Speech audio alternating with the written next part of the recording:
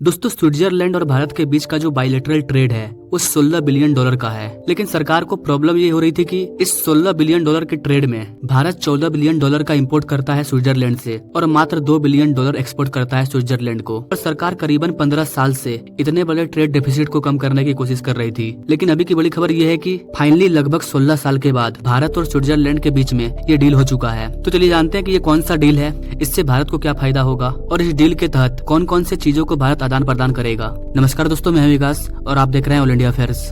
Guys, अभी भारत में जो एशिया का सबसे बड़ा इंटरनेशनल एयरपोर्ट बन रहा है उसे बनाने का काम स्विट्जरलैंड की कंपनी ही कर रही है, क्योंकि स्विट्जरलैंड एयरपोर्ट के मामले में नंबर 1 पर है। स्विट्जरलैंड को हम मेनली खाने पीने की चीजें और कुछ रॉ मटेरियल और कुछ दवाइयां ही एक्सपोर्ट करते थे, लेकिन स्विट्जरलैंड हमें बहुत सारे finish product, machinery, technical goods, electronic things, इन सारी चीजों को हम इम्पोर्ट करते हैं। स्विट्जरलैंड को हम पेट्रोलियम, दाल, कुछ अनाज और भी कई तरह की चीजें हम एक्सपोर्ट करते हैं। लेकिन स्विट्जरलैंड से इम्पोर्ट की बात करें तो हम बहुत सारे ऑटोमोबाइल के कंपोनेंट स्विट्जरलैंड से मंगाते हैं। लेकिन जैसा कि आप सभी जानते हैं, पिछले 3 से 4 सालों में भारत इलेक्ट्रॉनिक के दुनिया में या फिर ऑटोमोबाइल की दुनिया में हर क्षेत्र में लगातार ग्रो कर रहा है। कई फॉरेन कंपनी जो कि बैटरी बनाती है या फिर फुटवेयर कंपनी है, वो सब अब भारत में अपना बेस बना चुकी है। तो जैसे जैसे इंडियन मार्केट में प्रोडक्ट बन रहा है तो भारत में बने हुए प्रोडक्ट को एक्सपोर्ट करना भी जरूरी है, क्योंकि जितना ज्यादा सेल होगा उतना ज्यादा हमारा प्रोडक्शन बढ़ेगा। अभी स्विट्जरलैंड और भारत के बीच में एक FTA साइन किया गया है। इससे होगा ये कि भारत अपने कई चीजों को स्विट्जरलैंड के मार्केट में बेचेगा और स्विट्जरलैंड के मार्केट पर पकड़ बनाने की प्रयास करेगा। इससे दोनों देशों का जो बायलैटरल ट्रेड है वो समान हो जाएगा। स्विट्जरलैंड में गोल्ड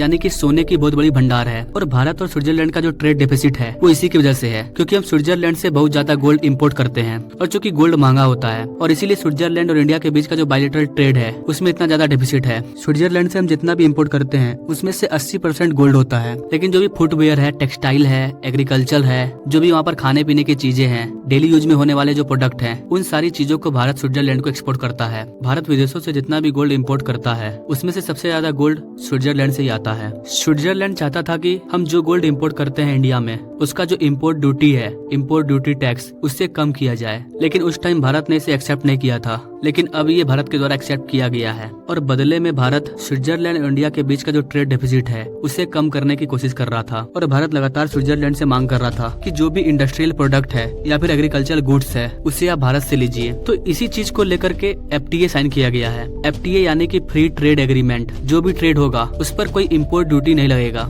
इसके अलावा भारत को एक फायदा ये होगा कि भारत से कई स्किल लेबर स्विट्जरलैंड और नॉर्वे में जाते हैं, तो इस ट्रेड की वजह से जो भी लोग वहाँ जाएंगे उन्हें फायदा होगा ना। यहाँ पर आप मैप में देख पा रहे होंगे, पूरे यूरोप के अंदर ये बीच में जो छोटा सा दिख रहा है ये स्विट्जरलैंड है और इसके बगल में है फ्रांस। और ये जो स्विट्जरलैंड है ये EFTA का पार्ट है। EFTA का मतलब होता है यूरोपियन फ्री ट्रेड एग्रीमेंट, मतलब इसमें कई कंट्री शामिल होते हैं और भारत ने EFTA के साथ डील किया है। तो जो भी कंट्री EFTA में शामिल है उन सब के साथ भारत का FTA साइन हो गया, मतलब उन सब के साथ हम फ्री ट्रेड कर पाएंगे। और गाइस, ये जो EFTA है, EFTA इंडिया का 9th लार्जेस्ट ट्रेडिंग पार्टनर है। EFTA कंट्री को Bharat textile, chemical, James, jewellery, machinery और फार्मास्यूटिकल प्रोडक्ट को हम एक्सपोर्ट करते थे। अगर EFTA कंट्री से इम्पोर्ट की बात करें तो उसमें हम gold, machinery, chemical, precious metal and medical instrument, इन सारी चीजों को हम ज्यादा से ज्यादा इन FTA कंट्री से मंगवाते थे। गाइस, नॉर्वे जो कि EFTA का पार्ट है और ये ग्रीन एनर्जी के मामले में काफी आगे है। तो इस डील की वजह से भारत को एक और फायदा ये होगा कि हमें नॉर्वे का रिन्यूएबल एनर्जी मिलेगा। और नॉर्वे ने कहा भी है कि वो जितने भी बड़े बड़े रिन्यूएबल एनर्जी के जो इनिशिएटिव है उसे इंडिया में ला रहा है। तो गाइस, ओवरऑल देखा जाए तो भारत कई देशों के साथ FTA साइन कर रहा है। इसके पहले हमने यूरोपियन यूनियन के साथ FTA साइन किया, इसके बाद UK के साथ साइन किया और फिर अभी स्विट्जरलैंड के साथ। इसके अलावा और भी कई कंट्री हैं जैसे कि ओमान हो गया। इन सब कंट्री के साथ भारत फ्री ट्रेड एग्रीमेंट पर बातचीत कर रहा है। गाइस, भारत अगर FTA पर साइन कर लेता है तो इससे हमारे ट्रेड्स को बूस्ट मिलेगा, इंपोर्ट ड्यूटी कम होगा, जो भी इंपोर्ट एक्सपोर्ट होगा उस पर ज्यादा हमें टैक्स नहीं देना पड़ेगा। तो आई होप कि गाइस आप इन सारी चीजों को समझ पाए होंगे। अगर जानकारी पसंद आई, समझ आई तो कमेंट में जय हिंद लिखना ना भूलें। Now thank you for watching. मिलते अगले वीडियो में एक नई जानकारी के साथ, तब तक के लिए जय हिंद।